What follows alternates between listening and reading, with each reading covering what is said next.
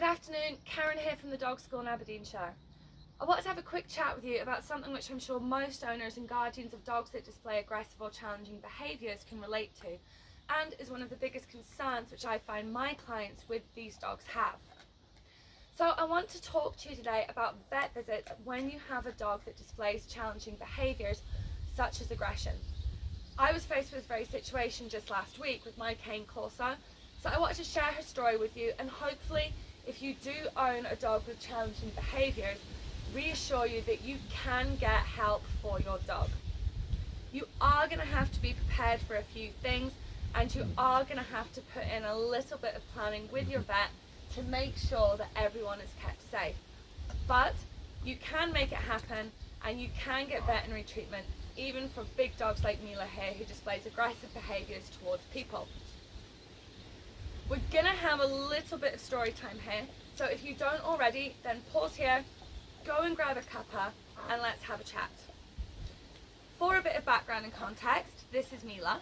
She is my 2-year-old cane Corso, cross Belgian Malinois, and there's a little bit of German Shepherd sprinkled in there too. Mila originated on a horrific puppy farm which has been closed down, dog seized, and sadly many euthanized. It's also been investigated for human trafficking. Mila was one of the lucky ones, and she was bought by a kind family at 4 months old. She had behaviour issues from the offset along with health concerns. The family got her fit and well and hired trainers and behaviourists, but her aggressive behaviours were escalating, and anything outside of the home was simply too much for her to cope with.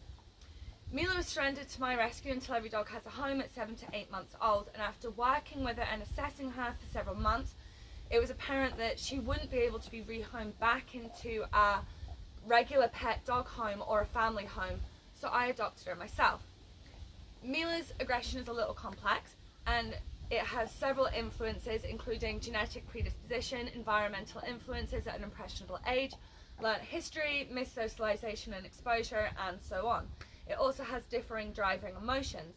For the most part, the emotional drive is fear and uncertainty. However, when it comes to a couple of triggers, she does actually get quite a buzz and a thrill from it. The triggers to her aggressive responses include people, vehicles, dogs, and basically anything new which she hasn't encountered before, or something that has changed in a familiar, within a familiar environment. So, as you can imagine, taking a very poorly 38 kilo cane Corso cross into a small consult room to have a stranger get up close and personal had to take some consideration, teamwork and trust on behalf of me and my vet. Now, I understand that many of you won't have dogs with issues which are quite as challenging, but this is why it's good for you to see that even a dog like this was able to receive the emergency treatment which she needed. Without it, she genuinely wouldn't be here now. So last week Mila took suddenly not well, and I suspected that she was suffering from pyometra, which is a life-threatening infection in the womb which requires emergency surgery to remove it. There was no way that she would recover without veterinary intervention. It was out of hours, and I called my vet, discussed the concerns, and importantly offered full transparency about Mila's aggression. Now, Mila has never bitten anyone, and her aggression towards people is fear-driven and is defensive rather than offensive. However, I have never put Mila in a situation where she didn't have a way out, nor would I under normal circumstances. However, this was a life or death situation, and she wasn't going to have her out. She had to see the vet, and the vet had to examine her. No options, no questions. So under these circumstances, a bite was potentially very possible, and this is something which the vet had to know, and we had to take into consideration, especially with her size, and again under normal circumstances, her strength and her power. Now, it's important to discuss here that it is your responsibility to keep your vet safe and enable them to do what they need to do. And that means that you are going to have to take responsibility and control of the bitey end of the dog. In an emergency situation, there sadly won't be time to let the dog make choices or coax them into positions. Unfortunately, sometimes in some emergencies, you're just going to have to get on with it, and that's going to involve you having to restrain your dog. But don't worry, they will forgive you. If you have a good relationship with your dog, that one time that you sat on them at the vet so that the vet could save their life is really not going to matter, I promise you. So I'm going to talk you through my experience with Mila once we arrived at the vet and how we handled things to get her the treatment that she needed. But this is individual to her, her needs and her individual situation. So it's not going to be the same for every dog. But like I said, I just want to share it with you. So to give you that reassurance that if you do find yourself in a situation of needing vet treatment for a challenging dog, that it can be done so long as you find yourself the right vet who's willing to work with you to accommodate the needs of your dog. So, back to story time. So, we arrived at the vet and it was out of hours, which was actually pretty ideal, to be honest. I left Mila in the van until I'd spoken with her vet, and then I brought her in. She was so poorly and so flat that she didn't have much fight in her, so walking her in and past those normal triggers wasn't actually an issue. But this lack of normal response to these triggers acted as a barometer for just how unwell she was, and because her vet was aware of what her normal behaviour should be, she could immediately determine the seriousness of the situation and how unwell she was. She was double collared and was kept on a leash under close control at all times, because even though she was so flat and poorly, we didn't know how she would respond, and inside that consult room there isn't a whole lot of space to manoeuvre or dodge a lunging corso. She wasn't wearing a harness because I knew that the tummy region and her neck was the likely places the vet would need to access, and the harness would just make that access more difficult. The vet needed to get up close and personal with her, so I put her in a sit in front of me, put that big old head in between my legs, and I held her collars with both hands. As the vet touched her and did what she needed to do, I applied a little downward pressure on her with my legs to hold her there. Now, another quick interjection. Let's talk about pressure. When we train our dogs, and especially when we have dogs like this, it is important to teach them that pressure isn't a bad thing. Now, I don't mean hurting them or making the dog feel uncomfortable in any way. I mean very slight pressure on the harness, on their body, on their collar. Why? Because if a dog's never experienced any pressure on their body, that first time that it happens, you might find that your dog gets startled or spooked, and then you have yourself some new problems. And you better believe that at some point in your dog's life, your vet is going to ask you to restrain your dog. I see you nodding. How many times have you been asked by your vet to cuddle your dog's head into you and just hold them there? Then the needle goes in, you get that little struggle, you both panic, and suddenly you find yourself having to apply that little bit of pressure to hold your dog in place. Right, you're with me now, yeah? So remember as well that any dog can turn around and take a swing at the vet. Even that friendly neighbourhood cockapoo that gently plays with all the kids in the street. And remember, it is your responsibility to keep your vet safe. You control the bitey end of the dog. And like anything else, it is our duty as dog owners to prepare our dogs for anything which they might encounter in the future. Okay, so with Mila, I knew the day would come eventually that I may have to restrain her at the vet. So this is something which we've practiced. She didn't have any fight in her because she was so poorly, so it didn't actually take too much physical exertion to hold her in place that night. Mila was diagnosed with PIO as suspected and had a dangerously high temperature of above 40 degrees. 41 degrees is the life-threatening temperature for a dog. Now, normally under those circumstances, your vet is going to whisk your dog away and they're going to be admitted immediately and hospitalised, placed on a drip, given whatever meds they may need, and would be operated on as soon as possible, and then you'd receive your dog back after recovery, and they would walk out to greet you with a big cone on their head, looking a bit sorry for themselves. For us, this experience was going to be a bit different. So ideally, she needed to be admitted overnight and put on a drip, but the concerns with Mila was that once that drip was in and she was feeling a little better, that her fight would return and the vet wouldn't get anywhere near her again. And if she pulled out the drip, for example, or got tangled in the tubes, no one would be able to assist her. So we made a plan for her to come back home with me and then return to the surgery in the morning to get her operation. She was given various injections for the pain, to fight the sore and fever, and to help her body fight the infection, and she came home. I watched her all night and she slept here outside in the cool grass to help bring her above 40-degree temperature down. I made sure she drank and she remained responsive to me all night. In the morning, I had the challenge of getting her back in the van, but with a little white lie that we were going to the dog park. She got herself in and we headed back. We made a plan the night before for how things were going to go. I arrived early with her when there were no other patients around, and the vets had everything prepared so that we could just get her in, get the sedation into her quickly and as stress-free as possible.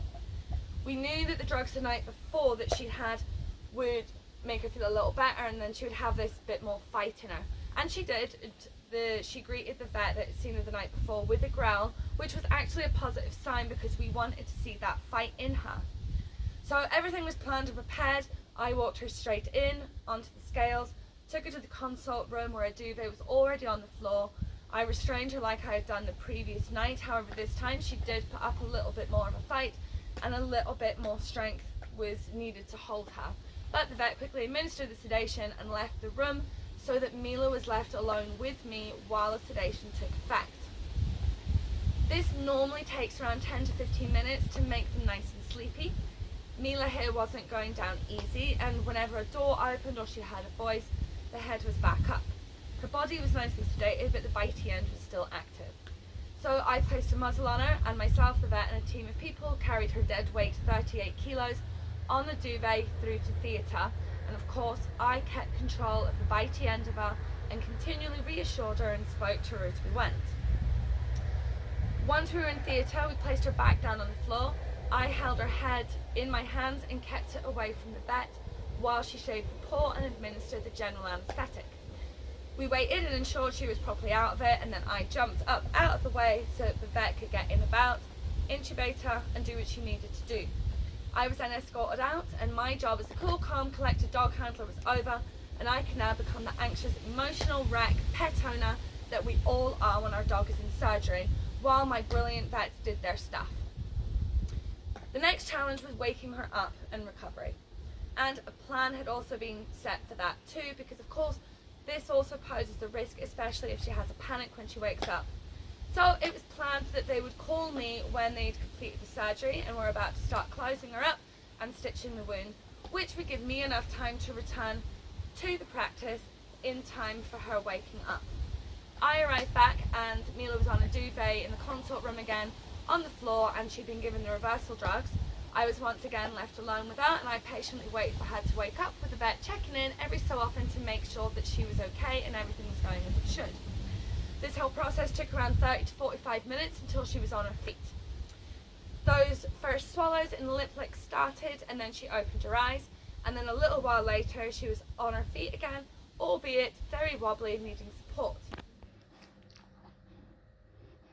That's a girl. Hi. Welcome back, baby girl. I told you I'd be here for you.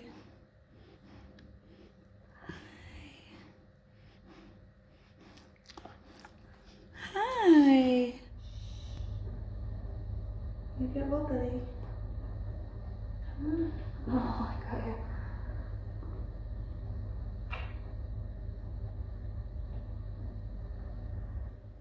You're so brave. You're a clever dog. I love you. Oh, I've got you. It's okay. I've got you. Look at this baby. Once she could hold her own weight again, it was time to get her home. The vet made sure that we had a complete clear path from the consult room through reception to the van, and with a little bit of muscle on my behalf, she was back in and homeward bound, ready to begin recovery. She was given dissolvable stitches. The knots are on the inside of her, so there's nothing that she can actually grab at and pull out, so to minimise the potential of her requiring a return visit. She had all her meds, and photographs were to be taken and sent over for her wound checks, and all being well, she would have the normal 8 to 10 days recovery. Day 1 of recovery, she was still refusing food, and the medication was a struggle to get into her. And this is fairly common, and usually given a little bit more time, the dog's appetite resumes, and then you can get that medication in. With Mila, we really didn't want to risk her needing to go back into the vets, and we wanted to get that meds in. So I gave her appetite a little helping hand by mixing up like a gravy consistency with a complete cold pressed dog food and warm water, and syringe fed a little of that into her so we could get that first little something down into her tummy which usually kickstarts the dog's digestive system and appetite, and the dog resumes eating again, which she did. She was first tempted by the gold star of foods, which was the cat's wet food pouches, and then later that day she was keen, eager and wanting her raw meals again, and with that the medication was also down the hatch. And from there, well, now we're on day 9 of recovery. On day 3, I photographed her wound and emailed it to her vet for review, and I'll do the same tomorrow on day 10. She's recovering really well, as you can see, and she'll soon be back to her living her best life and back to the dog park. So that was our story. Yours won't be the exact same, but I really do hope that this helps reassure those guardians and owners of challenging dogs that you can get help. Your dog can receive vet treatment. You just need to find the right vet, be honest and transparent about your dog's behaviours and the associated risks, and you have to be prepared to take control of the bitey end of your dog and be confident and competent in doing so, and that's just training and prior practice. Myself and Mila here want to say a huge thank you to the team at Ward's Vet Centre in Elgin for their care and compassion, and of course for saving her life. I hope that you don't ever find yourself in an emergency vet situation, but if you do, just call your vet and they'll work it out with you, just like Mila.